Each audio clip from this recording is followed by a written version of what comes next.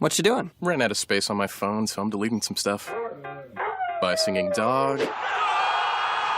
Bye, goal. I pronounce you. Bye, wedding ceremony.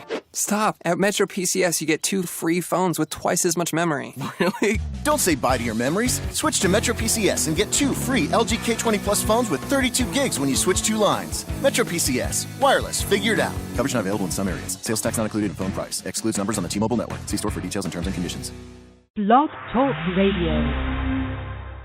Good afternoon, everybody, and welcome to this week's edition of Sun Spotlight. So sorry for the inconvenience in having it on my main basic show, but unfortunately we're having some technical problems with BTR here, trying to figure out how to sort out all 3 of my shows, so I apologize for any of the confusion there. Today I'm very, very excited to be hosting the one and the only Eric, and please apologize if I get this wrong, Ristau, I believe it is. Documentary filmmaker, most recent project being Sit, Stay, Ride, the story of America's sidecar dogs. I'm extremely excited to have him on the show for various reasons. For one, we both share a similar kinship in that we have parallel careers. Second of all, I'm always fascinated to find out about the history of filmmaking, etc. So this should be an absolutely wonderful show. I want to remind everybody before I forget, obviously, after this week, we only have 2 shows next week, which is going to be Monday and Tuesday. Then, of course, obviously, Christmas Eve and Christmas Day comes along. And this woman has decided that she's officially going to take off for the holiday week, just like everybody else out there. So for the week of right after Christmas, we'll be off. We'll be returning back on January 2nd. First guest, of course, is going to be Lori Zaslow, which is the lady from Project Soulmate. So I'm extremely excited to be hosting her. So without further ado, let's get Eric on the line and start our interview. Hi, Eric. Hi, Cindy. How are you? Oh, my God, I'm so excited to talk to you. I can't stand it. I've just been very, very pumped up about this interview. Well, I appreciate the time. I'm excited to be here. Thanks so much. Oh, well, thank you. Not a problem at all, actually. Dana is one of my favorite people in the whole wide world, and she always brings me some of the best people. So, Dana Humphrey, hopefully you're listening to this and you can hear me. She's absolutely fabulous. I'm sure you know that. And, yeah, she is. Everything she does, everything she touches, every person that she brings to my show is just so wonderful. And when I went and I researched you, I found out exactly why she wanted you to be on my show. So I want to kind of, well, thank you. You're going to get, it's going to get crazy here. I have so many cool things to say about you. It's sickening. But I wanted to kind of start off, I want to start with an obvious inquiry. Obviously, to the people that know you or who have researched you or looked at any of your work, you can see that you put your heart and your head into this documentary for a reason. Can you maybe pinpoint for us the significance that furry friends hold to you? Meaning, is there a reason, some people pick dogs, some people pick cats? Why the dogs? Why the sidecar dogs? Well, my wife and I have a couple of rescue dogs, and we've always adopted rescues as a practice. And we just love Captain and Godfrey so much. They're such a huge part of our lives. And both of us have seen the number of shelter dogs that are out there that need homes, and we don't have a no-kill world at this point, and there are just too many dogs that need homes. And so we have always felt like in the films that we produce, we like to try to make a difference in some way. There's just so many things that we can show people through films, and we want to have fun at the same time. So we tried to combine our real care for rescues and dogs and all animals in general with something that we just really find fun, which is motorcycling and sidecars and that kind of stuff. But shelter dogs and dogs in general are just near and dear to our hearts. They've been a huge part of our lives since we were both little kids. And so that was really the start of it. How do we combine things that we really love and really care about and try to make some kind of difference in the world while doing so? Gotcha. So I'm gathering then that your proverbial pound, as we would put it, in terms of your own household for now, you have just the 2 dogs, or have you built onto that or anticipate building onto that in the future? Well, we have 2 dogs now, and we just had our first baby. So we now have a 7-month-old, and these 2 dogs. Oh, my God. Our household is kind of full at this point, and the dogs are absolutely a huge fan of our daughter, and she's already, able to give them the business and grab their ears and do all the kinds of stuff the kids love to do. So we have a pretty packed and pretty happy household right now. I think maybe if we end up with a larger place down the road, we'll see what happens. But right now we're pretty happy foursome. I gotcha. So now with being 7 months old, so there's no fear, no nipping, there's been no issues whatsoever. That's kind of wild because she's just a baby. No. Fortunately, these dogs are absolutely the most mellow, gentle dogs you'll find. They just are absolute sweethearts, and both of whom had some issues when we got them. It's just like any shelter dogs. You're gonna have a range of dogs because they've had a range of experiences. But with love and patience, any dog can be an absolutely fabulous companion. And the same with these two dogs. They both are just as gentle as they could be, and our little one has been around them since she was born. So that's I love that she's just going to remember being raised around these sweet and gentle dogs, and that'll of course probably aim her life in the direction of being someone who wants to have dogs as well. Well, that's absolutely awesome. I note that you have enlisted a total, of course, of 15 dogs for the film. So I was sitting here thinking to myself, do you find that it's easier to tame people or pets as it relates to performance on camera? W.C. Fields said that he would do any movie as long as it didn't feature dogs or children, because he felt like if the dog or the child got the take right, that's the take they're going to use. And so I've always been a little wary of trying to work with dogs in a film. This isn't a fictional film. It's not like where there was a script and the dog had to hit a cue. But these dogs that we featured in the movie are, they're sidecar dogs. They're really, really well trained to do a certain couple of important things to make it safe. And people have to just have patience and work with these dogs until it's appropriate to take them in the sidecar. And all of these dog owners were just so meticulous and careful and safety-minded. And it didn't end up being a problem at all. These dogs were all absolutely terrific. They knew the drill. They were super excited to jump in the sidecars. And as you'll see in the movie, most of the dogs are bouncing, 3 feet off the ground when it's time to go. So we didn't have any problems at all. I was honestly dreading it, thinking, all right, we're gonna fly across the country. We're gonna spend a bunch of money to go meet these people and spend some time with them and shoot, and then it's gonna be a nightmare. Never was. It was totally unfounded concern. So we got pretty lucky. It all worked great. See, so I was right in my consensus and theory, because I'm thinking to myself, I bet it's them people that are hard to work with, because they got personalities, attitudes, they get tired, whereas with a dog, sometimes an animal might be a little bit easier.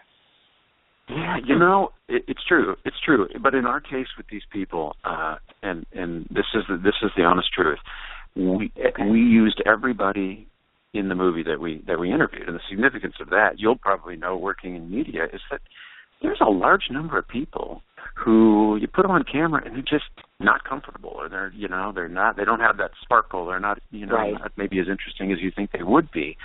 So when we make films, we typically will count on editing out about half the people that we film, just because it's not a good fit, it's just not the right kind of, they weren't comfortable or what have you.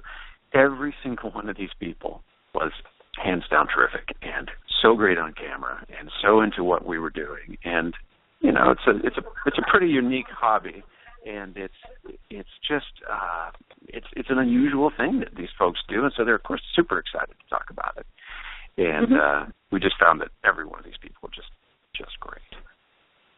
Now, this might seem like an ignorant question, but I'm told there is no ignorant question, but I'm talking about something I know nothing about. From the sidecar component, I know about bikers quite a bit, but the sidecar component, call me crazy, but in all the Harleys and places I've traveled to, et cetera, and people I've met, the sidecar is kind of a novelty, if you will, really. I mean, I was wondering, how did you find all these people? Because let's get real, how many sidecars exist? Do you know what I'm saying? Yeah, no, it's not an ignorant question at all. It's actually it's dead on, because the sidecars are such a tiny, tiny percentage of the motorcycling public. And then those who take their dogs, we address this in the film actually, those who take their dogs are a tiny fraction of those people. So we're talking a niche within a niche. And it honestly was a challenge at first to find these people. We happened to find one guy who's in the film. His name is Ned Deming, and we went and interviewed him while we were on a different project.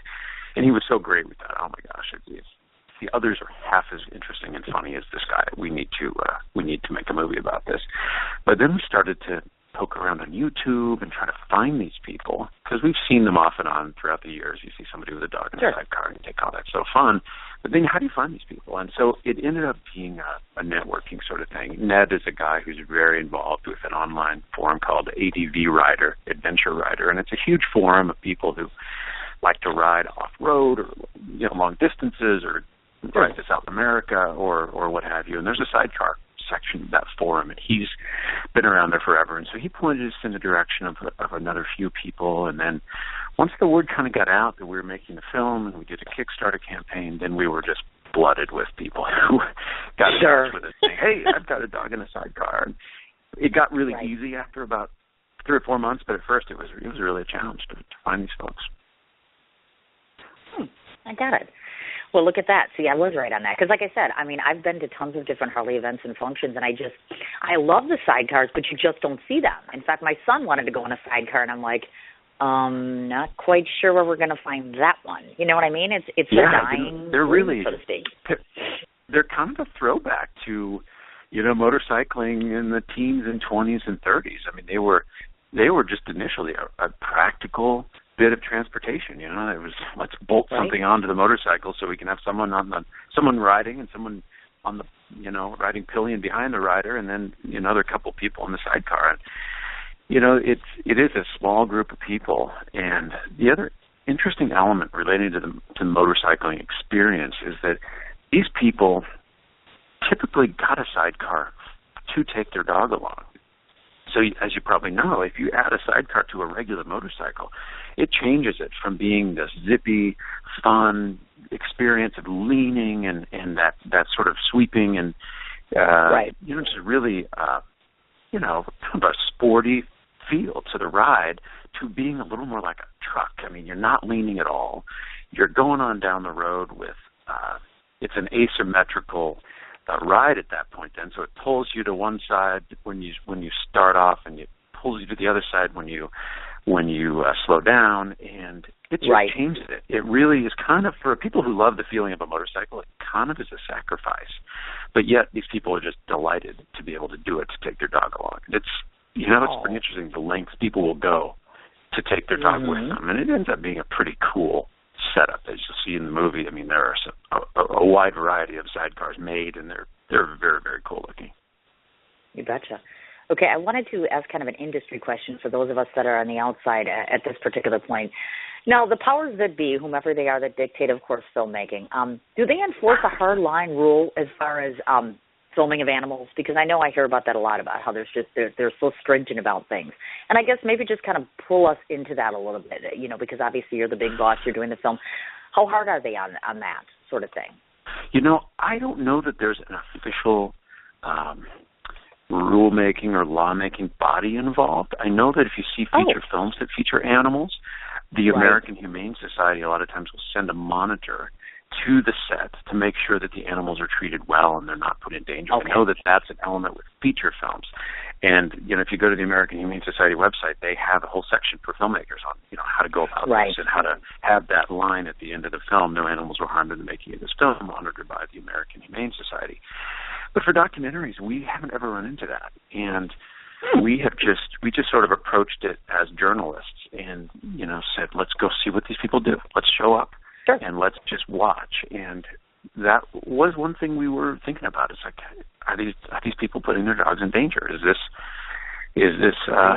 something we should be worried about? And in every single case, people were taking huge strides to make sure that their dog was safe. Most of the dogs are harnessed in a very particular way with a breakaway clip in case they do get into a big, accident of some kind. But people are very, very cautious and very careful. And, these are their best friends. They're going to put more effort into taking good care of them than they probably are themselves.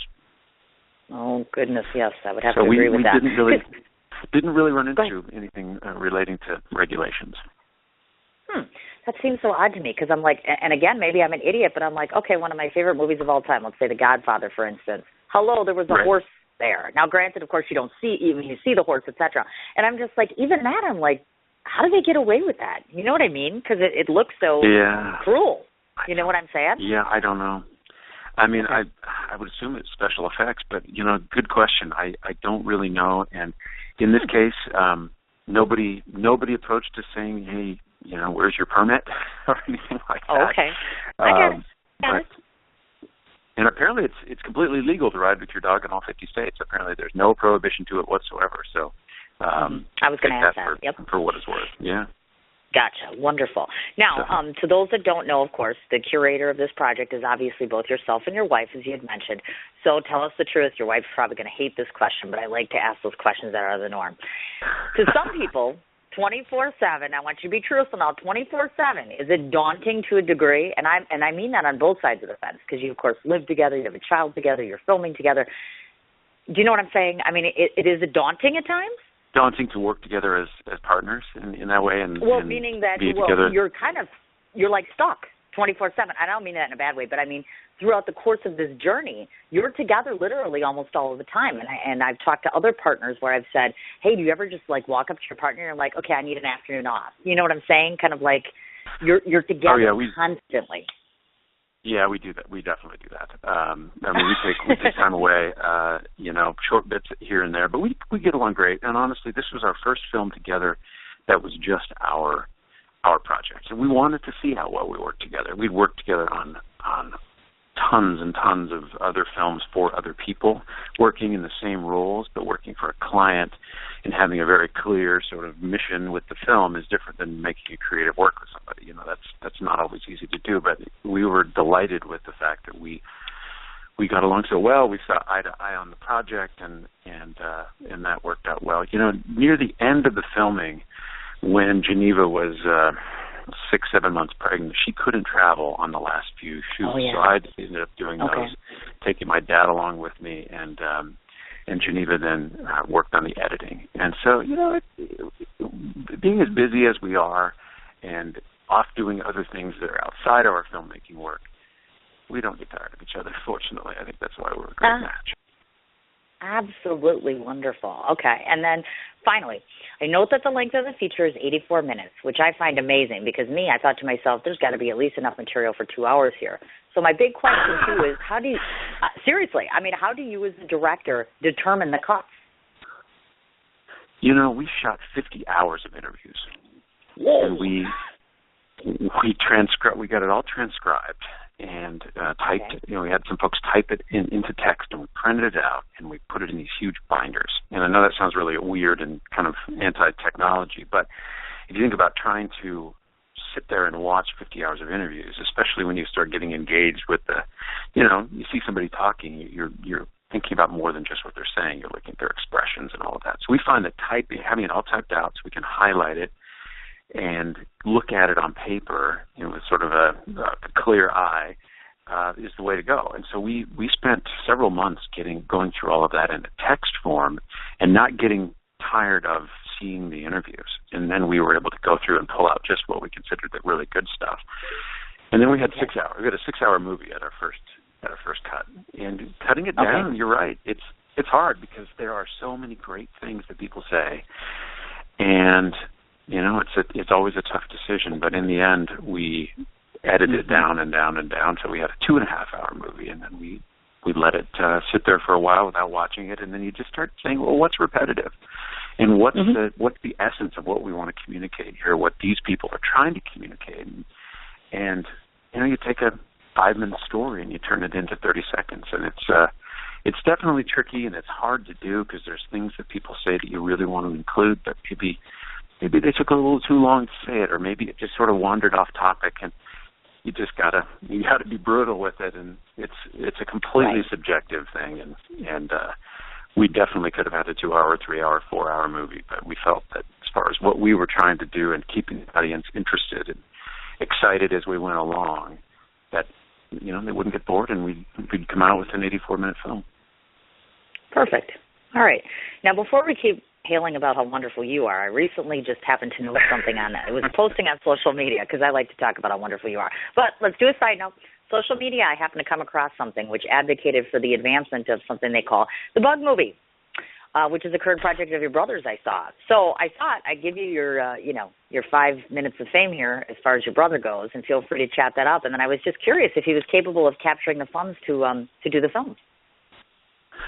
So he was. So my brother Damon is a couple of years younger than I am, and he is also a documentary filmmaker. And he's made a couple of films, and the first one is called The Bus. It's the history of the Volkswagen camper van, and it has done extremely well. He had it on the documentary channel a couple of years ago. It's been in a couple of really big film festivals, and as far as the Volkswagen fans are concerned, it's sort of the classic VW van movie. So now he's working on a film about the bug as a beetle, and I had the pleasure of going down to Mexico with him here probably 9 months ago to see the tens of thousands of bugs that are down used as taxis in Mexico. And he's been all over the world shooting this film, and he did a Kickstarter campaign this last spring and was successful. So that's in the works. I think sometime in the next year we'll probably see that. But he's really a great guy, a great filmmaker. And if you're interested in VW bugs or buses or any of that culture, it's busmovie.com is where you can find that stuff. And does he travel with his wife and do stuff with her too? From time to time, they've been. I think went to Spain. They went to a couple of film festivals together. But they have 4 kids, and that is not as easy when you're trying to make a movie to haul the brood around. So they do quite a bit of traveling, but I think they try to keep that to the vacations. And they've traveled to some pretty cool places. They showed the bus movie at a Volkswagen festival in Spain a couple of years ago, and Volkswagen, the Volkswagen company, honored them by flying the entire family over there for a couple of day Volkswagen festival. So those kids got a taste of Spain early on in their lives, which was pretty cool. That was 2 years ago, and they still talk about it like it was yesterday. Pretty fun. Oh, neat. Very, very neat. Awesome. See, kudos. See, we get to promote you and your brother all in one show. I love this for being so productive. I love the internet. You can't, there's nowhere to hide on the internet, I'll tell you what. I know, right? And don't worry, because you're interviewing with me, so I'm pretty blunt, and I get all the good stuff out, so don't worry. We'll be embarrassing you before the interview's over. So that's okay. Now, in case any of you are wondering, Eric himself, of course, has been, in case no one knew this, you have both a love of motorcycles as well as motorcyclists, I should say. Your current chariot, of course, possesses a sidecar, as I saw. So maybe you could just enlighten us. I thought it'd be neat for you to just kind of go through the barrage of bikes that you've owned, or have you only owned this one? The way it worked with my family when I was a kid, it was that we always had a couple of old beater Japanese bikes around, stuff out of the 70s and 80s, and Honda 550s and things of that nature. Nothing that anyone would include as sexy or collectible.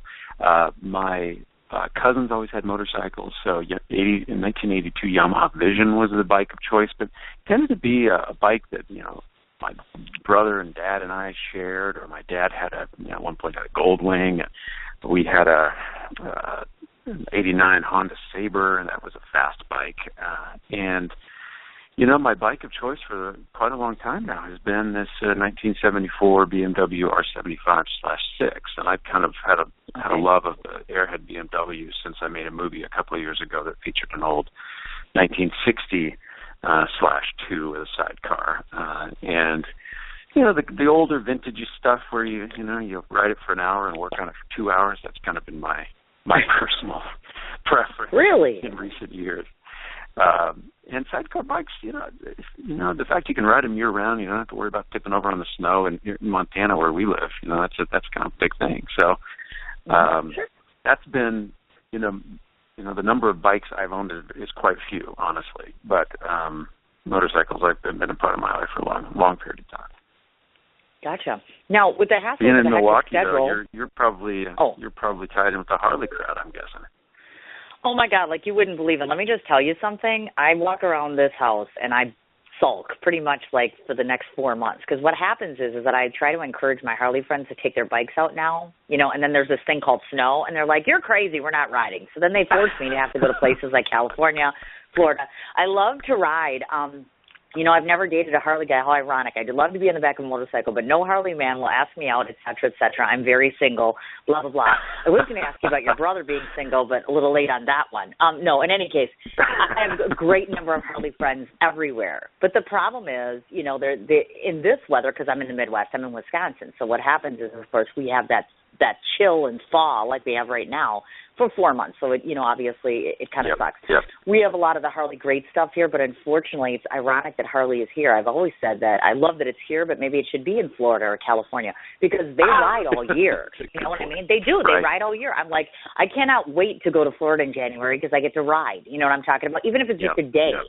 And it's contagious, and then I might just get my tattoo then. But that's a whole other story. Now you have me going off topic. Darn it, Dana's going to yell at me. That's all right. What are you doing on air? My show. Well, one cool point about Harley is that the Harley Museum this last July, before our film was done, had found out that we were making this film. And even though there are out of 15 bikes in the film, there are 2 Harleys, but they showed the preview. They had a pet bike night at the Harley Museum back in July, and they featured the kind of preview for the film. I thought it was very cool that they reached out to us and were not brand elitist in any way. I mean, there are more BMWs and Urals in the film than Harleys, but they were just so cool, and I thought that was really nice of them. Thank you. See, us Milwaukeeans, we're kind of cool people. Yeah. I've been to your town. I absolutely love Milwaukee. I worked a couple of shoots out in Palmyra here about 5 years ago and absolutely loved it. Oh, wow, look at that. So he came to town and he didn't call me because, Oh, okay. Man, you were off in Florida riding motorcycles. Riding that Harley, trying to find a husband. Yeah, right. Okay, thanks. That's okay. I was just going to ask you now, because of the hassles of having a hectic schedule, and I don't mean just obviously the directing, et cetera. Obviously, you have a family now. How hard is it for you to find time to ride at all? Well, tougher than I would like, honestly. This past 7 months since my daughter was born, we finished the film. We did our last shoot 1 week before Valencia was born. And so we were on the way back from Seattle, and my wife thought she was going into labor in the middle of nowhere. And we get home, and fortunately it was a week later, but we essentially edited the film over the first 3 or 4 months of our daughter's life. And so she was, a lot of times sleeping in the editing room while we were working, and so it made it kind of a challenge. And I actually had some mechanical issues over the course of the summer, and while I was busy editing the film, I had a guy helping me do some rebuilding on the old Beamer. So. It is tough at this point. With Sidecar, though, as I mentioned, snow and ice doesn't actually pose that big of a problem for, shorter rides and that kind of thing. And we have a group that does a New Year's Day ride every year, so that's coming up. I look forward to that. Last year it was sunny and beautiful and dry, and past years it's been icy and snowy and crappy, so we'll see how it goes. But, you get out as often as you can, and I'm facing facts that as a new dad and a small business owner, it's never going to be as much as maybe it was at one time in my life. But it's fortunately my wife, Geneva, is supportive. She's actually looking for a motorcycle of her own, and sometime in the next year or two, she'll probably find that bike, and then we'll, at that point, probably our daughter will be old enough we can get out together and do some short jaunts around Montana, which is just absolutely great riding country. Absolutely awesome. That's fabulous. Now, I have to ask, this is an extremely important question. I hope you have the right answer. Otherwise, I'm going to stop liking you right now. Are you or are you not a fan of SOA? Hesitation. Well, here it comes. I tell you what. I think it's absolutely fabulous. I think if I were the filmmaker behind it, I may have made some different creative choices, but that is not what your question is.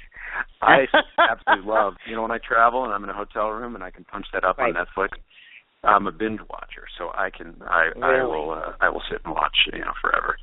I get it. That's the problem with being a filmmaker and an editor, is it's a little hard to turn that part of the brain off. And my wife elbows me in the movies all the time. I'm like, what? Why'd they do that? Look at, here's how they did that. Shut up. So exactly. If that part of my brain isn't active and I'm watching Sons of Anarchy, I'm nothing but happy. Sometimes I think, if that were me, I maybe would have done this or that. But it's so well done. I mean, it's kind of a bummer that it's coming to an end or at an end, and I hope that something else equally as good, shows up, because really there aren't shows of that quality very often. I was going to say, did you watch the finale? No, I haven't. Don't tell me. Don't tell me. I'd like to be blocking myself out. I'm way behind. Oh my God! Please don't spoil it. You're gonna cry. No, I would definitely not do that. But it's funny that you were talking about the creative choice thing, because I, of course, as a writer, I'm watching it and I'm like, I don't know if I like that, or did that make sense in the arc of the story, and then I'm criticizing this and stuff. And this show that you're on right now, that's what I do. I interview the cast of Sons of Anarchy, past members, current members. You walk a fine line of being politically correct, meaning I have to, in some ways I feel like I have to watch what I say about Kurt Sutter, because they employed these people. So, of course, they take that very seriously.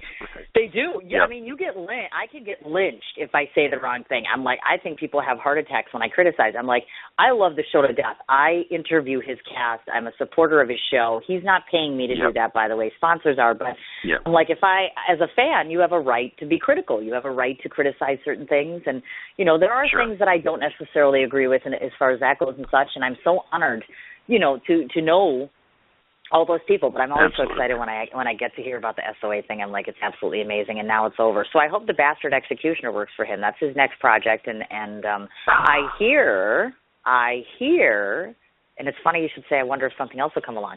So now I get to turn the table for just a second, and I myself need to ask you a question, because I'm about to embark on, and I can't decide whether I want to do it as a documentary or if I want to do it as a series and write a treatment on female bikers. So my question to you, because this will be my first delving, I'm working on a documentary now, but I haven't started filming it yet. I'm about to. Any tips that you could give to either me or if anybody else in earshot as far as to what you feel makes an effective and successful film? You talking documentaries? I'm talking in general, whether it be a documentary, whether it be a series. What have you found to be the key to success for you so far that works? Well, I have made 2 films that I essentially call my own. Both of them were co-directed. A Sit Stay Ride, which we're talking about, today, the documentary. And then I made a film called The Best Bar in America, which is a narrative feature. I made that with my brother about 5-6 years ago.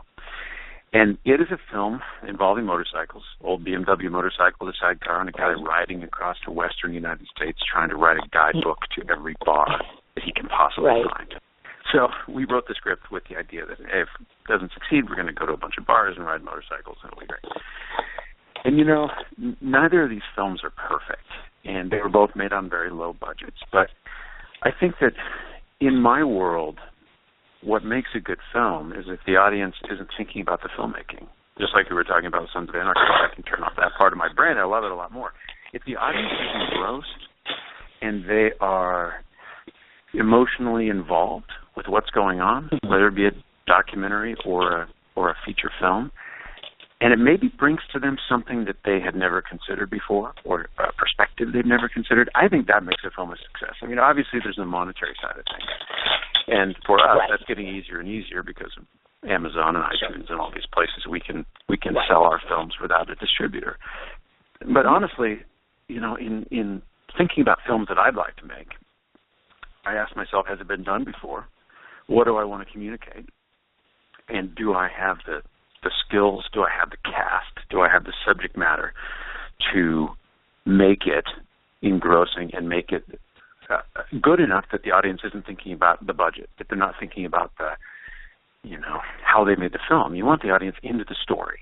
Is it storytelling that's effective and that's well done? And that's, as you know, that's the crazy thing about movie making, is it's on one hand a very technical art, and it's also a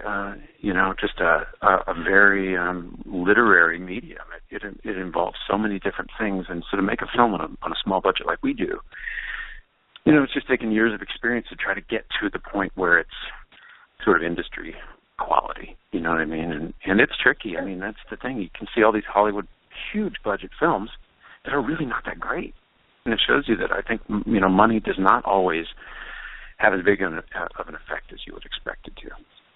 Oh, definitely. I'm not By sure the way, if I answered your question, but I could. No, you did. You did. I guess my main concern is, of course, this is an area I've been a writer for 20 years, and now I've done radio for 3 years, and it seemed logical that the next thing was, well, you know what? There's a lot of us indie people out there, and let's get real. I can't walk up to Universal Studios and they're going to hand me cash and say, okay, Cindy, we like you. Go do your film.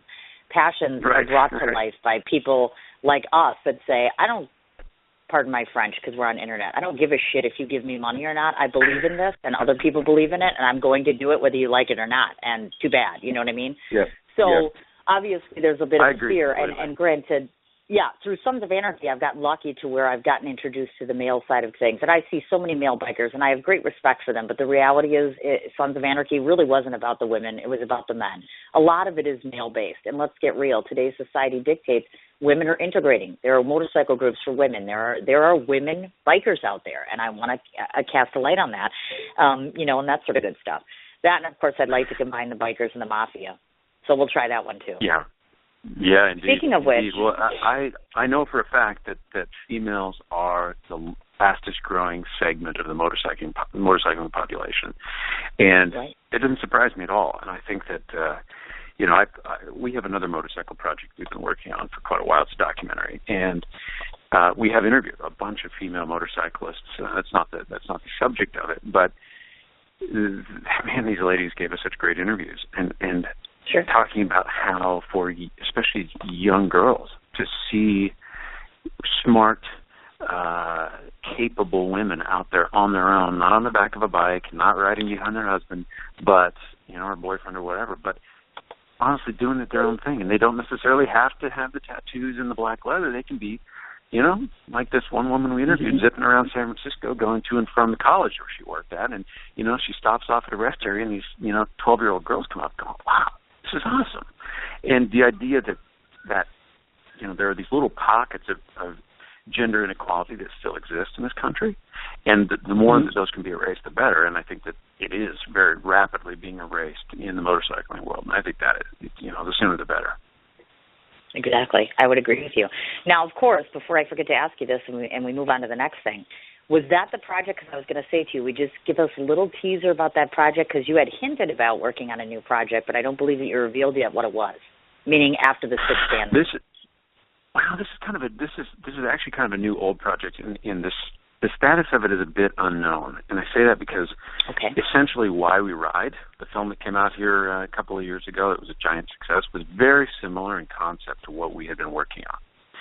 And there's no, and as I mentioned, when it comes to what makes a good film, it's like I don't like to tread the same ground twice, whether it's something someone else has done or something I'm doing. So we're kind of retooling that film. We have just incredible interviews in the can, and we have been moving down a different road here with Sit Stay Ride. But that film was tentatively called The Zen of the Ride, and it was about sort of the essential qualities of riding a motorcycle, regardless of who you are and what kind of bike you're on. What is this experience that people are having? It is almost like a spiritual thing. I mean, people keep themselves emotionally balanced. They keep themselves sane in some cases by riding. And there's this quality that's almost meditative, that you're on this machine. You are, by anyone's account, taking a risk. You're out, you're exposed, and your body is in a mode where you're very, very focused. You're not typically, if you're riding in any kind of challenging conditions, you're not thinking about the bank account. You're not thinking about what the boss said to you yesterday. You are there in the moment, and it kind of has this sort of positive, meditative sort of results. And so we've been interviewing people from college professors to hardcore bikers about why do you ride? What does it give you that's more than the cool looks and the fun transportation? So that's a kind of a long-term thing that we've been working on, and it's been really great so far. But we're just taking it one step at a time now that we're rolling out Sit Stay Ride. Gotcha. I understand. That's fine. Now, I want to mention that you have been involved in both the conceptualization and construction of movies for 20 long years. That's a long time. I didn't even think you were that old, to be honest with you. Judging by your pictures on it, that's all I have. I don't know how old you really are. I want to just highlight a couple of things that you've done, of course. You've mentioned The Best Bar in America. That was done in 2009. 2008, Shooting Grunts. 1999, way back, Y2K, Year to Kill. So I have a couple of questions. First off, have you ever produced what the industry would call a proverbial flop? Meaning you filmed something, put it in a can, threw it out there, and people are like, that sucks. Oh, yeah. So the Y2K movie was I'm 38, by the way. And I got started pretty young shooting film when I was 14, 15 years old. But I had an opportunity when I was in my late teens, early 20s, to direct a feature film that was funded by some guys with some .com software money. And we made this film called Y2K.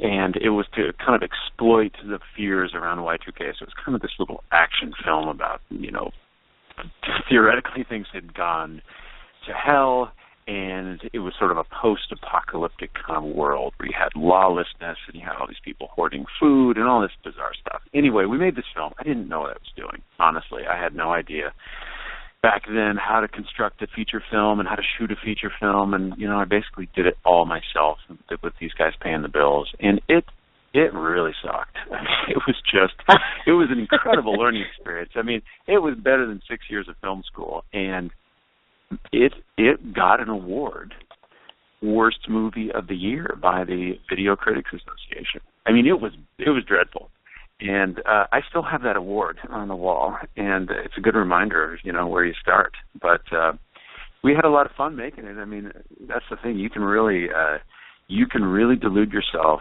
and a bunch of other people as you're making a film that this is going to be an awesome movie. This is going to be one of the best films ever made. We're going to be at Sundance. This is going to be incredible. And then you start putting it together, and you realize the puzzle pieces just don't fit. And that idea I had about such and such, that was a bad idea. Shouldn't have done that. So that's how you learn. I mean, there was a film director from years ago who said every filmmaker has 8 or 10 bad films in them. The sooner you get them out, the better. And so I don't think I've had quite that many, but it was definitely a flop. We did get money for it, a distributor, a low-budget distributor who wanted to get it into video stores before the Y2K, January 1st happened. And they did. They got it into video stores all across the country. To my horror, I think there were, tens and tens of thousands of copies out there. And, it all has vanished. I think it's now a collector's item on Amazon. It's not on DVD. It's only on VHS. I think the last time I checked, Amazon was selling for like $350. So it's probably more money than I ever made making the movie. Hey, it's going on my Christmas list because now I want it. Now I'm curious. I'm like, now I got to see what this is all about. See if it's really like he said it is. No, that's it. I'm getting it. It's getting harder and harder to find. So you better hurry. Oh, okay. I got it. That was my I'll have to get on the mad hunt. That's the dark secret. Now, you dragged it out of me. Yes, and this is what we like to do amongst other things. Now, if we look from, let's say, the 1990s onward, for you personally, who do you think are some of the directors that you have deemed dominant in filmmaking, where you look and say to yourself, I want to be just like this person or this person? So what period of time did you say? I'm sorry? So, when you start off, let's say late 1990s all the way up and through now, maybe some of the individuals that you think just dominate filmmaking, where you think, if I was just right there, I want to be just like that. Well, at this point, I don't want to be like anybody. And I say that because in the 80s, I was obsessed with, the Steven Spielberg movies. I was obsessed with the, stuff like Back to the Future and Indiana Jones and all that kind of stuff. And, that was really an inspiration to me. The story of, Steven Spielberg making these short films and getting a chance to direct for Universal back in the 60s, late 60s, early 70s. And, at that time, I really wanted to do the Hollywood thing and try to go down and try to become a big film director. And through advertising jobs, I ended up in L.A. directing some TV commercials in some of the studios and, some decent stuff, in the early 2000s when the dot-com boom was happening. People were spending a lot of money on TV advertising at the time. And, it just turned out not to be my cup of tea. And shooting films, on a very small scale has actually been such a pleasure to me because, there's red tape. And I think that's one of the big things with the Y2K movies, that when there was money involved, and people, the money guys that I was dealing with were actually pretty cool guys. I mean, they were, they were friends, and it still got super stressful. And so the idea of working with millions and millions of dollars and hundreds of people on a crew, at that level, it's just not something that I'm interested in anymore. And that's, in talking about making your film or talking about people who want to strike out on their own, it has never been a better time because the technology is there. I mean, without a background in cinematography, which used to take literally decades to learn when they were shooting film, you can make a nice-looking film with a very inexpensive camera these days. And for my first probably 10 years of attempting to make films, the biggest challenge wasn't the creative side. The biggest challenge was getting money to buy film. And I had a friend who was an old-time filmmaker who had a bunch of film equipment, professional stuff that he let me use, but I had to buy the film and develop it and transfer it to video. And it was $1,000 for every 10 minutes of raw footage. And that was in the early 90s, and I'm working at a radio station making who knows what an hour, not a lot of money. So trying to make a film and just make something that looked even close to professional was really, really hard. Video cameras like they have now are just HD didn't exist. It was either crappy home video, VHS camcorders, or it was the 16 millimeter, 35 millimeter cameras. So that was such a giant hurdle. And then trying to edit. I worked nights at a TV station to get access to their editing equipment. I made all these sacrifices just to try to cover the technical basis of making a film. And now all of that is gone. I mean, every Mac you buy, every PC you buy has editing software that's truly professional quality. And I saw at Costco the other day. There's a camera there that's $500. That is the same camera that Sundance films have been. Dozens and dozens of films that have run at Sundance, narrative feature films, have been shot on this little $500 Canon digital SLR. So people who want to make films now, I feel, have such a huge opportunity where the technical side is really no longer the issue. It's the creative, and it's just as it always has been. Do you have a good story? Do you have a good subject? Do you know how to tell a story with images and make it work? And it's a pretty interesting time we live in when it comes to filmmaking. And then you have the distribution side of iTunes and Amazon and all of these other places to distribute your film to potentially millions of people online for no cost. It's pretty neat. Well, I have to ask this question because this is another thing I like about you. And the list goes on and on and on. Obviously, you had mentioned your movie, The Best Bar in Milwaukee. You can tell I'm tired. Let's try that again. Where are you going after this interview? I'm going to a Christmas concert if you want to know, but if you hit me up at 6, I'm probably going to be at the bar. Just saying. I know I'm not supposed to say that either, but it's my show. Now, let's try that again. Your film, The Best Bar in America, most people may or may not know this, but of course it captured both Best of Festival and Best Feature Narrative at the Motorcycle Film Festival.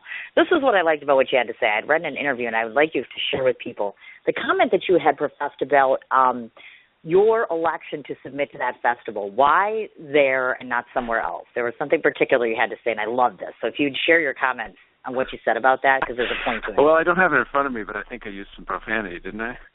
Yes, you did. And you can feel free to swear.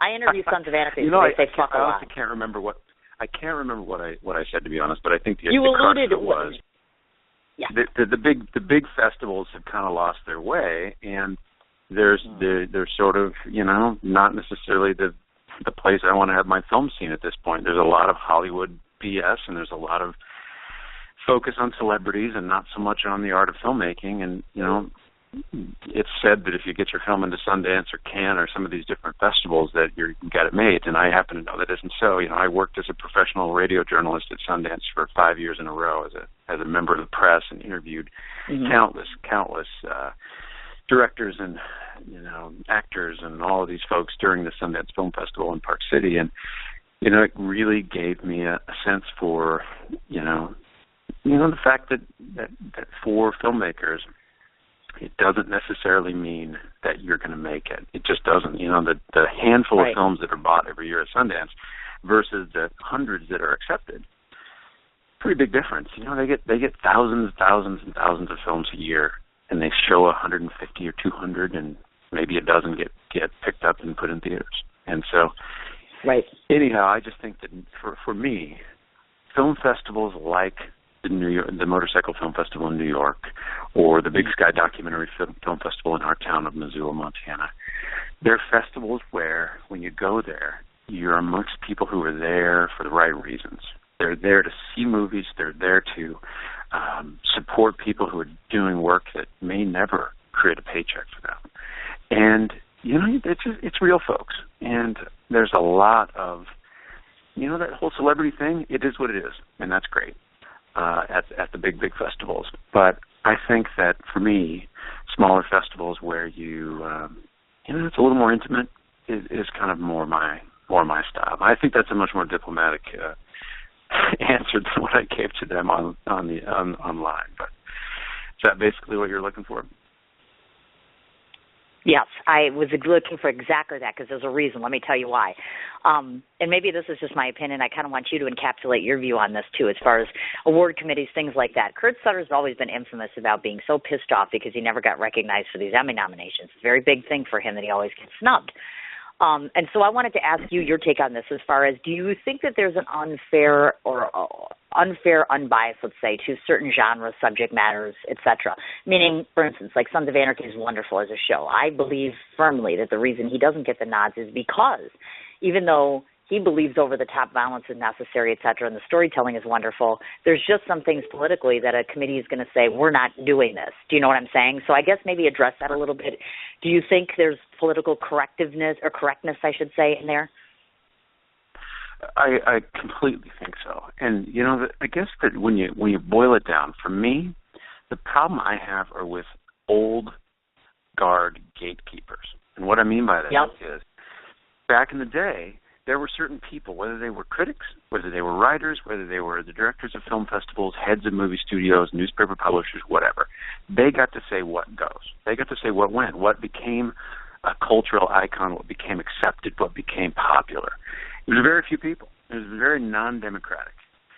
And when you look at the people that decide the Oscars, you look at the people that decide the Emmys in his case, these are people who are trying to be cultural filters. They're trying to be people who decide what gets out there and what is recognized as good, as getting the thumbs up from society. Well, it isn't society. That show's incredibly popular. And if it were democratic by views, it would be way, way up there. But the people who decide those awards are not the average citizens. And so I have a problem with the old world of these gatekeepers, and whether it be, and I've been a festival judge, you're a film festival judge as well, and you try to do the very best you can. But I think in these, really big politically influenced situations like the Emmys, the Oscars, Sundance, whatever, name it, right. There is an element of the bias of the cultural gatekeepers at work here. And I don't think that people on bikes with tattoos are quite as palatable to them as something that's not, right. I agree, and it's unfortunate, because a lot of things get overlooked. I mean, nowadays, if you don't have the target actor, the Tom Hanks of the world, or the Julia Roberts, right. or whomever, you're going to get overlooked or sidetracked, or et cetera. And I miss old Hollywood. I say this all the time. I mean, it was glamour and glitz and innocent and simple. And do you know what I mean? Yeah. It just seemed like it was another era, another time. It's and hopefully with any luck at all, I'll get to my silent film too. That's another thing, black and white. Oh, that's what I wanted to ask you too. This is a personal side note. We gravitate a lot on this show. My kids, that's right. Huge. They're huge into Charlie Chaplin. Any good suggestion where I can get stuff? I mean, they're like totally into this guy, and I love it. I'm digging it. I'm like, he's awesome. I love him. If I wanted to get old, backdated kind of stuff, movies, merchandise, any good suggestions? Well, I love silent films, and I think the key to watching silent films or introducing younger people to silent films and that type of stuff is to get new remastered editions like, Turner Classic Movies, TCM.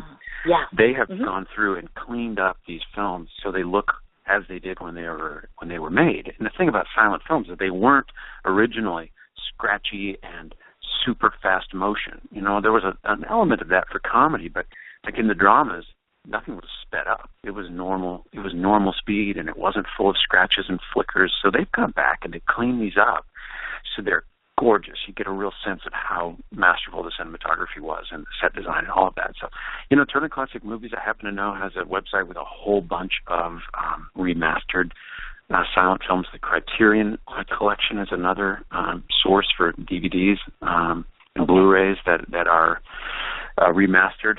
And as far as that goes, that's probably my top suggestion. But I know that years ago when I was teaching film class at a university, some of the students just couldn't believe what I was showing them was a silent film because it was so beautiful, and it wasn't that tinny piano and super fast, flickery, scratchy black and white film. Mm-hmm. I know exactly. Thank you so much. Because like I said, I keep asking people, and they're like, the best way to go. If you can find anyone who is screening it in a theater, that is just the best. With live, you'll occasionally find it, where a live symphony plays the score. I mean, that is just right. That is pretty exactly. Oh no, I agree with you, and I think that it would be awesome. I'm trying to work on finding his living relatives, anybody that's left over alive or whatever have you, because I mean, for me, my kids don't listen to my shows. I mean, they have no interest in who you are. They could care less. I could be like, oh yeah, Mommy talked to a guy today who does motorcycle movies, and he has a dog in it. And he'd be like, really cool. He'd be like, what's the dog? Nothing about Eric. Who cares about that guy? Just tell me this. So I wanted to do a show, for them. So I'm like, I tried to get Robert Downey Jr. because they want Iron Man. I'm like, yeah, good luck getting Iron Man. I can't even get close to people like that. I've tried, you know what I mean? It's just, there's a lot of crap with publicists and blah, blah, blah. But, so I'm like, yeah, if I could try to find a chaplain relative, we're going to work on that. So we'll see. Now, I want to go back to, of course, talking to your mainstay or the big thing, of course, which is Sit, Stay, Ride, the story of America's Sidecar Dogs. Now, on your website, it plainly states that 100% is going to go from your local screenings, and 25% of DVD sales shall be utilized for canine rescue, which I think is absolutely, I mean, I commend such selflessness and admire you for just on that merit alone, actually. I also note that I saw that, as I understand it, any animal welfare agency can obtain a copy to screen. So if anybody listening happens to know of anyone or would want to do that, what would they need to do? What's the process involved with having that happen or making it happen? So there's a couple ways to go. You're absolutely right that if any animal welfare organization, as long as it's a nonprofit organization, anywhere in the country can screen our film as a benefit. So you maybe find your local movie theater or your local Cineplex, and you promote the event. You sell tickets and use those funds to help support the organization. We'll provide the film for free, and we will donate all the proceeds that we would normally get to the organization. And so if folks want to screen it in like a really high-end theater, your Cinemark or your Regal Cinemas or your AMCs, we can do that. But we have a distribution partner called Tug that helps us with the technical side. There's all these special digital prints and things that you need to do. So if you go to sidecardogs.com, our website, and you click on Host a Screening, it will give you the option to start working with Tug, and they have this cool mechanism where you can sell tickets online, and they handle basically everything. It's a very, very cool service, but that does require you to screen it at a regular movie theater. And the film's in surround sound. It's a widescreen, CinemaScope film, so it'll look great and sound great in that theater. But a lot of folks want to screen it at their local little, small town theater, or maybe not a theater at all, maybe at the Animal Rescue Organization, and that's fine. But Tug doesn't do that. So what we do then is send you a Blu-ray DVD, a Blu-ray disc. It's high def. You can then arrange for a projector and sound system on your own, and kind of handle that side of it, and then go from there. And we provide poster art and help with media if that's helpful, and we just go from there. And so it's basically have Tug sort of handle the technical side and the procedural side, or do it yourself. Either way, we can make that work. And there are contact links and information about those screenings at sidecardocs.com. Gotcha. And of course, on the flip side, I wanted to mention this too, which I think is even neater, that individuals can actually do a local screening themselves. So maybe just talk to us a little bit about, is that real time consuming, and how creative do you need to get in terms of pulling that off? So with Tug, now, and it's true, that's a good point. You don't have to be an animal rescue organization to do this. If you like sidecars or like dogs, you want to create a screening so you can see it in a theater in your town. It's basically the same process. You go to sidecardocs.com, click Host a Screening, and then you go on to Tug's website. And basically the way it works is you say, I want to create a screening in Milwaukee, Wisconsin, and it'll suggest some theaters. You choose the theater that you'd like. They have partnerships with all of these different theater chains. say you choose the AMC 15 up the way, and you choose a date, and then you're responsible then to get the word out about the screening. And usually they will set a minimum threshold of tickets that you have to actually sell through your social media contacts. You can buy them all yourself if you want to, but typically you'll send it out to your friends at the motorcycle club. You say, hey guys, we need to sell 30 tickets in order to make this film screen here. And if you don't, it's no problem. It doesn't cost you anything. But if you hit this minimum of 30, then the date is set and the film's going to be there. It's kind of almost like a crowdsourcing way to get screenings into any community. Sure. And usually I think the tickets are $10 or something like that. It varies, area to area, but it's all very reasonable and very, very cool. And so then, if you can sell more than that, that's great. And then a percentage of that of those ticket sales actually goes to the person who organizes it, and then a percentage goes to Tug, and a percentage comes to us. But if you want to host a screening, let's say at a biker rally or something of that nature that's not in a theatrical setting, just shoot us an email and we'll figure it out. No problem at all. Interesting you should mention that. Now, just to let individuals know that are listening right now, has the film come out yet, or it's about to come out yet, just so that we know? The film is now available, so if you want it on DVD or Blu-ray or digital download, you can go to our website and make that happen. And again, 25% of the gross goes to animal rescue organizations that are chosen by our Facebook fans. So we every quarter put out a poll so folks can vote on who those funds ought to go to. So it's a pretty cool thing, and so many folks picked the DVD up recently for Christmas presents. There's T-shirts and patches and other stuff that motorcyclists tend to like, and it's been great to connect with all these people who are excited about what we're doing. Again, it's a niche within a niche. So when people who happen to have a sidecar or sidecar and a dog find out about the film, it's been pretty gratifying to hear from them saying, I can't believe somebody's made a film about this. This is great. That's awesome. Yes, it is. And really people have been very, very positive about it. Gotcha. I have a question for you, or I should say I should make a comment about this. I'll make one more comment, and then I'll make another question. I want to remind everybody, of course, that you also, on your website, of course, in addition to the movie, have T-shirts and patches on there, motorcycle patches and T-shirts. So those are available on there. I wanted to make a point about saying that as far as that goes on the website. You can check all that out at www.sidecardogs.com. I also want to cover one big area of ground. This is the last ground we have to cover, actually. Can you believe this has gone by in an hour? I mean, this is crazy. It just went so fast. I know it has. Well, that's because you're a great guest. You have all these really good answers, and this is absolutely awesome.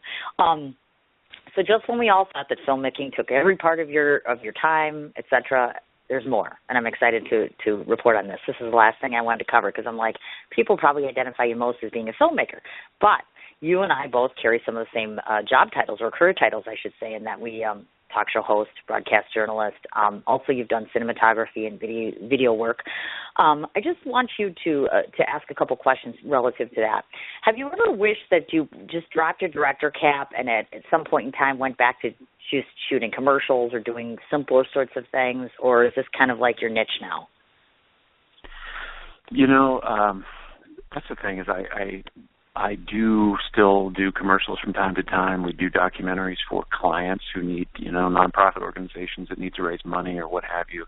The filmmaking thing is our primary focus this year time-wise, but we tend to sort of oscillate back and forth. We'll spend a year working with clients and, essentially with the goal of, building up the bank account, and then we'll, figure, all right, this is a good, we have a lull in client work and we've got some funds in the bank, let's make another film. And, it's not a get-rich-quick scheme, but it really does seem to work because filmmaking, the sort of level we've been at this year, making this film is, it's a lot of work. It really is. And, especially when you're trying to deal with just a couple of folks. And Kickstarter was hugely important to us to make sure we could actually travel and have a good score for the film. But there's just many, many hundreds and hundreds of hours of work to kind of get it done. So at this point, that's kind of what I'm doing. I'm sort of setting the director's cap down and going back to some client work. And honestly, as far as the kind of work I've done in the past that I think about more than anything is radio.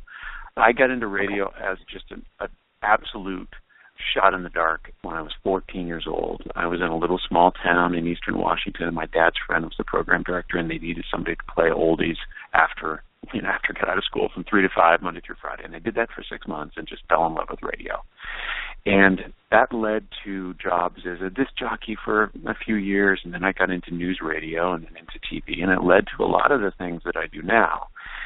And I did broadcast for NPR for a period of time in the early 2000s, around the time of the Olympics, and then after that, during Sundance, etc. And I loved radio. I really did. It was just such a cool medium, and especially sort of the public radio sort of audio storytelling kind of medium. I think about that a lot. And there's, the kind of work you're doing, again, technology has really allowed for some pretty awesome stuff and reach a lot of people outside of normal radio station type environments, and I love that kind of thing. I love what you're doing. So maybe there's a spot down the road where that'll happen for me. I don't know, but it definitely is nice for me to have a variety of things that are avenues for creativity and avenues for doing things that could possibly raise the bar in some way for folks or for rescue docs or whatever. You betcha. Have you, I know, I wanted to ask this, on the broadcast side of things, meaning when you're on the radio, et cetera, were you allotted, because not everybody who, I think people are so used to the regular broadcast medium, which is back in the day you get censored, you can't talk about this. Were you allotted more free expression when you were on there? Like, for instance, with me, Internet, I can swear, I can do what I want, I can have who I please. Did you have that sort of same freedom while doing that? No, in the early 90s, you still had, until 1996, you still had to have a license to broadcast on the radio. You had a third-class radio telecommunications license, which made it feel pretty special to be on the radio. You had to apply, and the FCC gave you this license. And then the 1996 deregulation of the Telecommunications Act changed things a little bit. But as far as language with radio, they always just drove it into our heads that if you slip up, you can be fined many tens of thousands of dollars. And it was true, but it was something that was pretty much verboten for us to even think about doing. When I was doing a daily 2-hour talk show on a public radio affiliate, we had great latitude with the kind of subject matter we covered.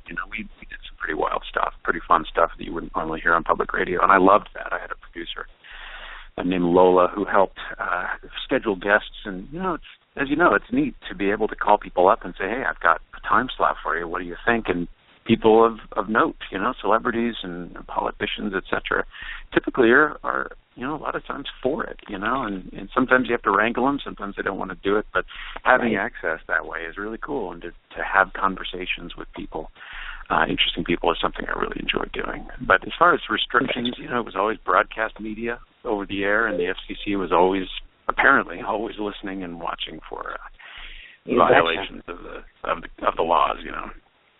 Oh, you betcha. You are right there. Well, before I forget, a couple quick things on the business side of things here. Before I forget now, Sit, Stay, Ride, the story of America's Sidecar Dogs. I wanted to reiterate www.sidecardogs.com. Also, if you want to find Best Bar in America, www.bestbarinamerica.com. There's also that fine little project, www.jupiterlanding.com. And then for your movie, you have a Facebook page, which is, of course, Sit, Stay, Ride, the story of America's Sidecar Dogs. Also, the page that's on there, that personal page, that is your page. Is that correct? So people can friend you? Because I tried to friend you, but I'm not your friend. So I don't know if that was you or if it's just not your page. I don't know. Do you have a personal page there? On Facebook? Yeah. I do. I'm not on it very often, to be honest. I know that's the sin, but I don't know what my privacy settings are at this point. So I should probably check into that. Okay. I'm not 100% sure, to be honest with you. And I do want to insert the fact that Jupiter Landing is not my film. That was a Stacy Demolsky production. I was the cinematographer on that. Many years ago. I should have known that. You're absolutely right. You can also find your products on Amazon and YouTube. Any place else people that can find you? A particular bar on a particular street corner in Missoula, Montana, a couple of nights a month. But besides that, I think you pretty much covered the base. Absolutely wonderful. Now, before I forget, I got to do 2 more things before I let you go. Actually, 3. First and foremost, I always have to say to the boss herself, which is Dana Humphrey. I know that she's going to listen to this interview, even though she's not listening right now. So this is from me to you, Dana. Eric, which you'll get to find out in my last. I was just going to say, we're both thanking you, but more importantly, Dana, because I didn't get a chance to send you your Christmas card, I'm saying Merry Christmas. I'm telling you that I miss you very much. I can't wait to see you in January because I am coming to New York City in January. But moreover, thank you, Dana, for the gift of you, because not only are you a wonderful publicist, but you really are a wonderful friend. So thank you so much. As far as Eric, I have two things to say to you. First and foremost, I want to throw this proposition out there because I thought about this when I wrote your interview today. And if you like this idea, we can talk about this off the air sometime, which is, I thought about us combining forces, meaning that if you were willing to do your screening someplace, somewhere, let's say, I would come there, I'll do a live interview there with you, and then you could screen your movie. And then afterwards, I combine book signings because I have my latest book, which is, of course, my radio show guest. So I interview people live. I do a book signing, or in this case, we could do a live interview. I would do my little book signing. You screen the film, and then all of my profits I would be willing to donate back towards the cause of canine rescue. So that is a very, very cool offer. Yeah, we'll definitely have to talk about that. That sounds like a blast. Definitely. To me. We can do that. We're always up for fun stuff like that.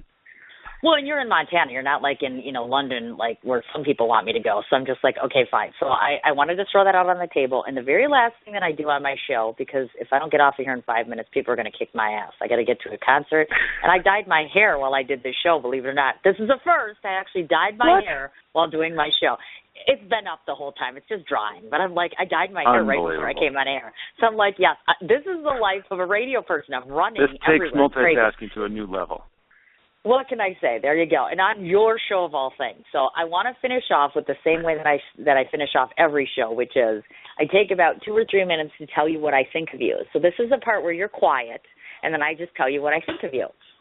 And then after that, you are free to go, unfortunately. Okay, well, you shouldn't be nervous. Actually, I get these responses when I get done, so we'll see what you think. So this is what I have to say about Eric. The very first time I opened up Facebook to try researching him, I'm like, shit, he's not my Facebook friend, so now I can't see all this stuff, so I had to get creative. My first impressions of you are this. I'm like, the guy in the profile picture is cute. So I'm like, there's the first impression. The guy's, a good-looking guy. Second of all, I go and I research him, and I come to find out he has the same passion and purpose that I do. He has a succinct goal, which is to go out and to take his product to the masses, and it's a likable and recognizable product. It's in a different format, mind you, meaning, of course, this gentleman is making a movie about motorcycles with sidecars, and how many times do you see that? That's the uniqueness to it. You're willing to go outside of the box to bring popularity to something that people don't always recognize.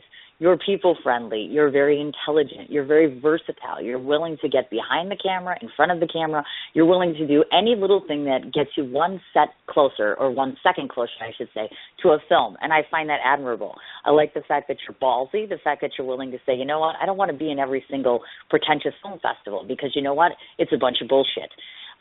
And I'm using my word, not yours, so don't misquote me. Don't misunderstand what I mean, I should say. I have a great deal of respect for what you do because you've been doing it for 20 years. I respect the fact that you have worked with your life partner and the fact that you have a happy household because you may not have millions of dollars, but you've succeeded to do what you truly believe in, and not to mention the fact you're helping and rescuing animals, which I think is absorbently wonderful. I would love to support you in future endeavors. I would love to meet you face-to-face to shake your hand and to tell you that I think you're remarkable. That's what I think of you, Mr. Eric, although it wasn't eloquently put. Cindy, that was very kind. I really appreciate that. It's been a real pleasure to be on your show, and I appreciate you taking the entire hour to visit with me. This is a very unusual opportunity to have more than 5 to 10 minutes, and I really do appreciate it. It's been a lot of fun for me. Oh, goodness gracious. Well, thank you so very much. And like I said, do get a hold of me after the show. We'll chit-chat about getting an event together. I'm sure Dana could help facilitate if necessary. And I'll let you go because I have to get beautiful and I have to get the hell out of here. But anytime you want to come back, Eric, you're more than welcome back on the show anytime. Thank you so much, Cindy. Have a great one. And all right, dear. You too. Thank you. Thanks. All right, folks, that was my exclusive interview with Eric, and forgive me again if I didn't get the name right, Ristau. One more time, www.sidecardogs.com, www.bestbarinamerica.com. He has a Facebook page for personal, which is Eric W. Ristau is the last name. And he also has one for his movie page for Sidecar Dogs. And his work can also be found on Amazon and YouTube. Once again, one more big holler out to Dana Humphrey for the interview. Absolutely wonderful as always. And I look forward to seeing you guys next week. You have yourselves a great weekend. And thanks.